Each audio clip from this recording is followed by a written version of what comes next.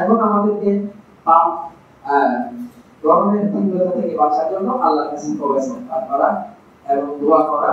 রাসূল করিম সাল্লাল্লাহু আলাইহি ওয়াসাল্লাম অনাবৃষ্টির কারণে দুটি আমল করতেন। একটা হলো দোয়া করতেন, এক রাওয়ায়াত মতে দোয়া আছে, আল্লাহুম্মা আরিসনা গায়সান মুগীসান মারিআন হারিআন মুরিআ, হে আল্লাহ আমাদেরকে উপকারী বৃষ্টি দান করো, যে বৃষ্টি আমার জন্য, আমার দেশের জন্য, আমার সমাজের জন্য, সমস্ত মানুষের জন্য কল্যাণকর উপকারী, সেই বৃষ্টি আল্লাহ থেকে দান করো।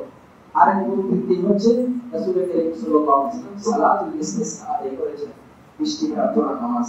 এভাবে অনেক জায়গার মধ্যে আল্লাহর বান্দারা সালাতুল ইস্তিসকা আদায় করেছে।